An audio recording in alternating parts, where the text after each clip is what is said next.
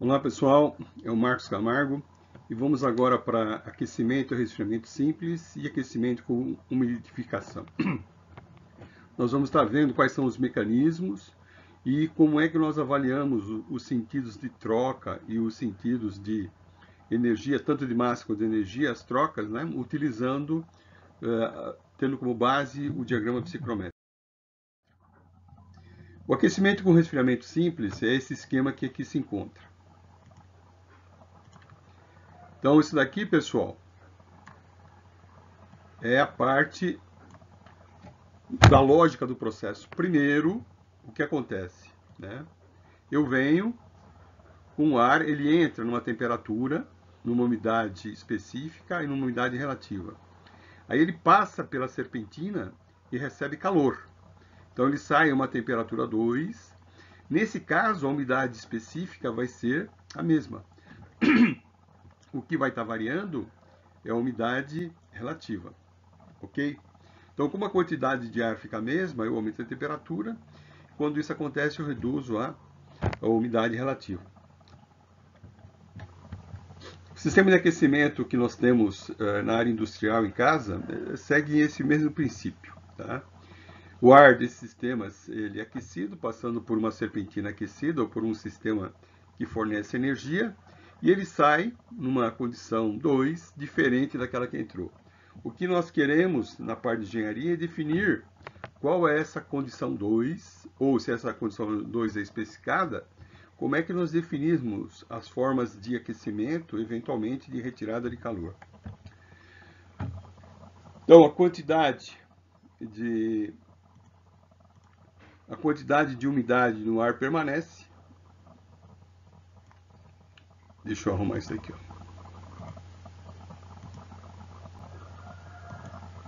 Então, a quantidade de umidade no ar permanece constante. É isso que foi colocado. A umidade específica se mantém. Tá? Não foi acrescentada nenhuma umidade, não foi removida, então ela fica constante. A umidade específica se mantém constante, é o que a gente acabou de falar. E esse processo de aquecimento, ele tem uma lógica que a gente vai estar vendo com essa lógica usando a carta psicrométrica. Tá? Então nós temos aqui a seguinte situação.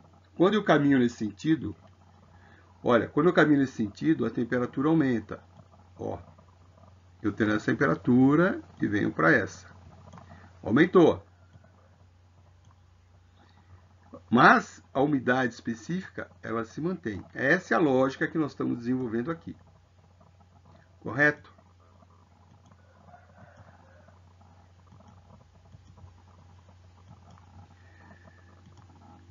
Caso eu venha no sentido contrário, ó, quando eu venho para cá, a temperatura cai. A temperatura cai, a umidade específica ela se mantém, certo? Mas aqui em cima, ó, quando eu venho para cá, a umidade específica se mantém, mas quando eu caminho no sentido de aumento de temperatura e a umidade é a mesma, a quantidade de água é a mesma, a umidade relativa diminui. Isso no aquecimento. No resfriamento é o contrário. A umidade específica se mantém, mas à medida que eu caminho para cá, a umidade relativa vai aumentando. Então, a umidade relativa do ar diminui durante o processo de aquecimento e aumenta no processo de resfriamento. O que acontece? A umidade relativa é uma relação entre conteúdo de umidade e a capacidade de absorção de umidade do ar. Correto? Então, nessas duas situações, o aquecimento diminui a umidade relativa, e no resfriamento aumenta a umidade relativa. Tá? A umidade relativa do ar aquecido pode estar bem abaixo dos níveis confortáveis. Olha, quando eu faço um processo ou só de aquecimento, só de resfriamento, eu vou estar mantendo a umidade específica. Quando eu faço o aquecimento ou resfriamento, mantendo a umidade específica, eu posso ter situações onde eu vou ter desconforto, ou por ter um ar muito seco, ou por ter um ar muito úmido, ok? Então, o que eu preciso, quando vou fazer esse tipo de análise, em chegando no ponto 2, um ponto mais aquecido, um ponto, uma temperatura mais baixa, saber que aquela condição que eu cheguei atende às demandas de conforto térmico. Se não atender, eu vou ter que colocar processos adicionais.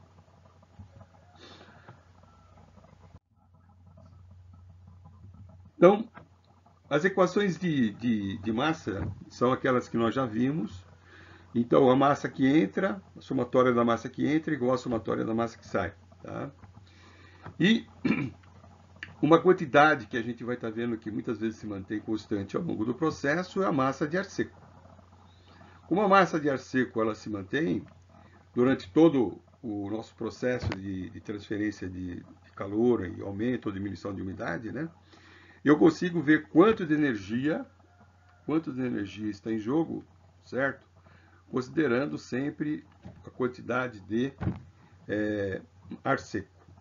E os cálculos que a gente vai estar fazendo para saber a variação de energia vai ser a massa de ar seco vezes a entalpia 2 menos a entalpia 1. Agora, o que nós vimos foi um aquecimento, né? Agora, o aquecimento com umidificação, o que nós temos? Ó, esse processo já é um pouco mais sofisticado do que aquele que nós vimos. Aqui eu tenho uma situação onde, além do aquecimento, certo? Além do aquecimento, que é esse daqui, ó, eu vou ter uma outra parte do processo que está injetando vapor de água, está injetando água aqui nesse trecho. Por que eu faço isso? Para atender determinadas características do meu processo. Então eu tenho o ponto 1, ponto 2 e o ponto 3. Eu vou fazer toda a análise considerando esses 3 pontos.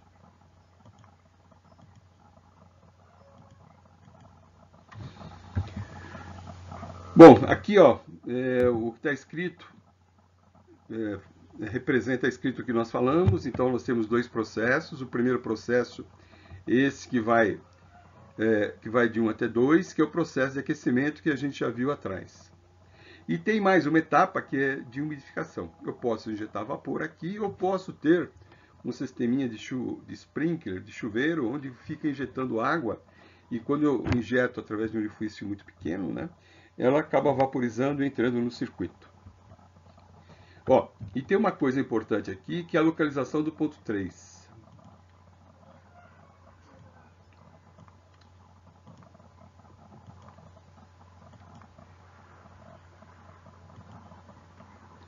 A localização do ponto 3. Se ela ficar desse jeito, eu estou aquecendo o ar, aí eu injeto vapor ou coloco água de alguma outra forma, e eu consigo fazer uns balanços de energia considerando 2 estados bem definidos. Tá? Nesse caso, como estou injetando aqui o vapor depois do aquecimento, eu vou ter aqui mais para frente uma modificação com um aumento de temperatura. Tá? Então, aqueci, faço a injeção do ar e eu tenho aumento de temperatura. Mas se eu colocar este umidificador aqui para trás, eu posso ter um problema, porque quando eu jogo o vapor da água, ou a água antes da serpentina, à medida que ela entra no circuito, ela entra no duto, ela pode estar retirando energia do sistema. Por quê? Isso daqui faz com que eu tenha uma evaporação. Esse sistema, ou injetando vapor ou injetando água, saindo por um orifício, né? Eu tenho uma mudança aí que vai retirar calor do meio ambiente. Se eu colocar, então, o umidificador antes, eu tenho um balanço de energia. Se eu colocar depois, eu tenho outro. Nós vamos ver isso nos capítulos mais para frente. Então, os exemplos. Né? O primeiro exemplo que eu tenho aqui é um sistema de condicionamento de ar, deve tomar ar externo a 10 graus. Então, olha, esse ar que está entrando aqui,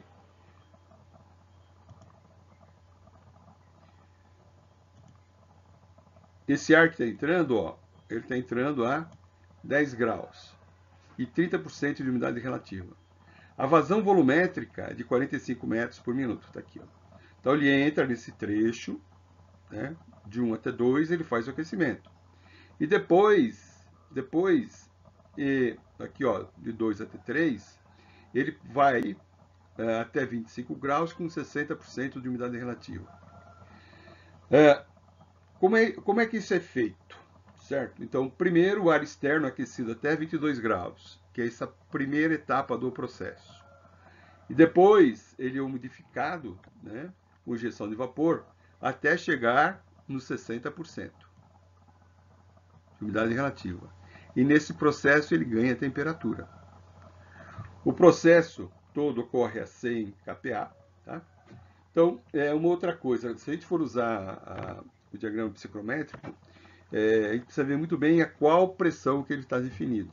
Esse que nós usamos em sala de aula é para 1 atmosfera, tá? 101,3 e os quebrados kPa. Aqui 100 é um pouco menos. Se a gente for usar o diagrama psicométrico direto, a gente pode ter algum desvio em termos de propriedades lidas. Então nós vamos, para esse caso, fazer os cálculos. Então, o que foi feito? Ó, o ar externo é primeiro aquecido, depois umidificado. Quais são as hipóteses de base? Ó, as hipóteses de base são essas. O regime é permanente. A vazão volumétrica se mantém. E tanto a umidade específica, né, quanto a umidade específica, basicamente, ó. Então, vazão volumétrica e umidade específica se mantém. Isso quer dizer o regime permanente. O ar seco e vapor d'água a gente vai considerar como sendo gases ideais. Gás ideal é aquele que segue a lei PV igual a nRT. E não existe diferenças significativas de energia cinética e nem potencial. As propriedades, eu vou precisar do CP, né, para eu fazer os cálculos de entalpia. O RA do gás eu pego da tabela termodinâmica. E a pressão de saturação da água, 10 graus e 25 graus, eu tiro também das tabelas que a gente já conhece. As entalpias de vapor da água, a 10 graus e a 22 graus, também saem da tabela. Tá bom? Vocês vão fazer uma interpolação ou outra aí no meio, mas é facinho de fazer. O balanço de massa de ar seco segue isso daqui, ó.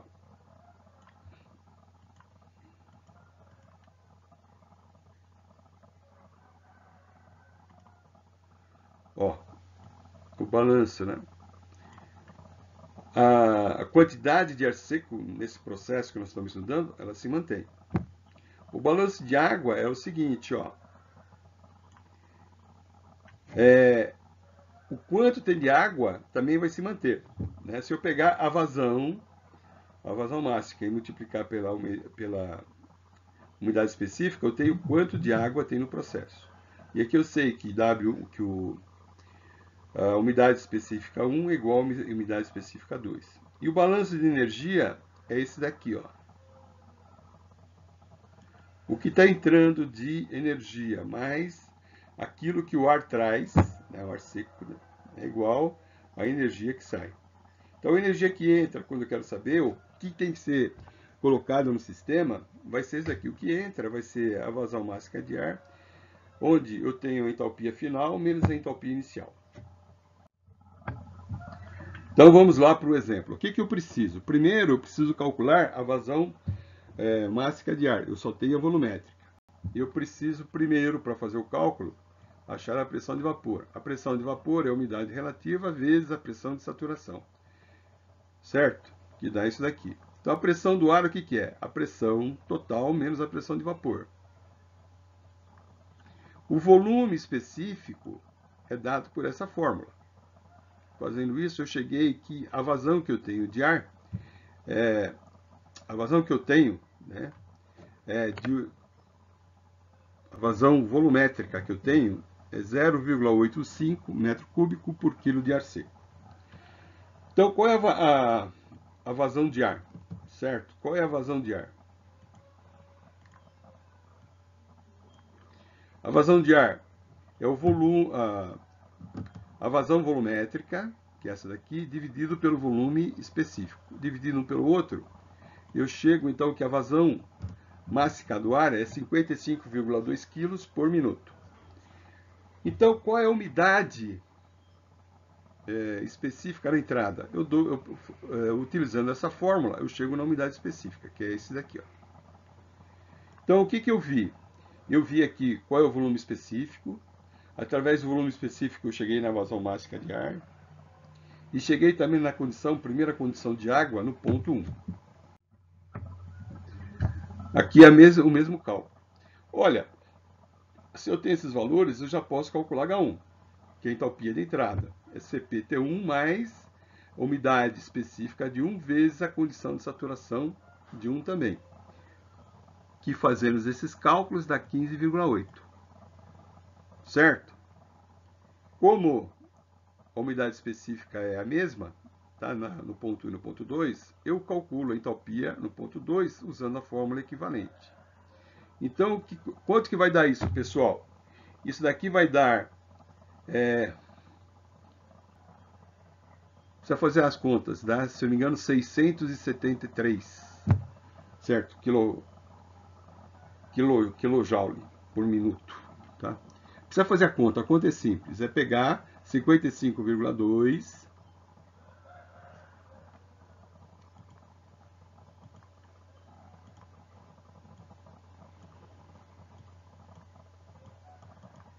não vai dar para escrever aqui não. Ó, pessoal, é só fazer a continha rápida, tá? Continha rápida. É só multiplicar 55,2 vezes 28 menos 15,8. O balanço de água para a seleção de umidificação fica assim, ó. Eu tenho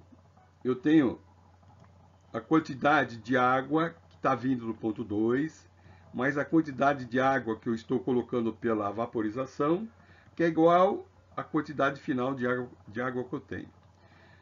Essa equação. Então, eu sei que a quantidade de água vai ser a vazão de ar vezes o ponto 3 menos o ponto 2. Como eu conheço o ponto 2, como eu conheço o ponto 3, é só fazer esse cálculo que eu chego que a umidade específica no ponto 3 vai ser 0,01206. E daqui, ó. Então, a vazão de água, a quantidade de água que eu coloco no sistema é essa daqui, ó. A vazão de ar, a vazão máxima de ar vezes a umidade específica 3 menos a 2. Chego nesse valor. Tranquilo, pessoal? Pessoal, esse exercício também eu já coloquei ele resolvido, já está no AVA. Tem mais 2 exercícios para vocês fazerem, que é a sequência disso que nós vimos, e também está no AVA. Tá bom, pessoal? Qualquer dúvida, manda um zap, manda um e-mail que nós vamos conversando. Obrigado pela atenção.